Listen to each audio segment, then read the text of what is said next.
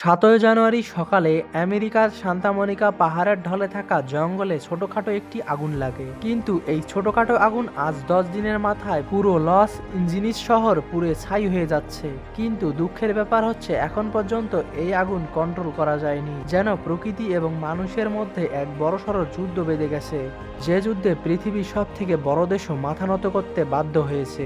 এখন সবাই ভাবতেছে এটা একটা দাবানল এবং প্রাকৃতিক দুর্যোগ। এটা কি তাহলে আমাদের দেশেও হতে পারে, নাকি এটা একটা পুরো ষড়যন্ত্র? জানতে হলে সম্পূর্ণ ভিডিওটি দেখুন।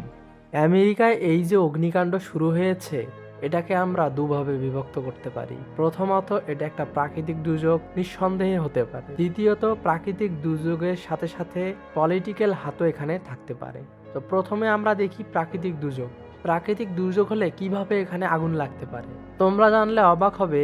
আমাদের দেশে যেমন ঋতু রয়েছে, ঋতু অনুযায়ী আবহাওয়ার পরিবর্তন ঘটে, আমেরিকাতে সেরকমটা নয়। আমেরিকার ওই অঞ্চলে লাস্ট বৃষ্টিপাত হয়েছিল প্রায় 10 মাস আগে। এত লম্বা সময় যদি কোথাও বৃষ্টিপাত না হয়, তাহলে দেখা যাবে সেখানকার গাছপালা, মাটি, এমনকি আবহাওয়া পর্যন্ত শুষ্ক হয়ে যাবে। আর এটাই হচ্ছে সেখানে আগুন লাগার সব থেকে মূল কারণ। এখন সেই অঞ্চলে লক্ষ্য করলে দেখা যাবে প্রায় 70% ঘরবাড়ি কাঠের তৈরি, মাত্র 30% বাড়িঘরে কনক্রিটের তৈরি। এটাও একটা মূল ফ্যাক্ট হতে পারে। এই শুষ্ক আবহাওয়ায় সেই শহরের কাঠের বাড়িগুলো আগুনের মধ্যে ঘি ঢালার কাজ করেছে। আর পয়েন্ট নাম্বার 2, পলিটিক্যাল হাত।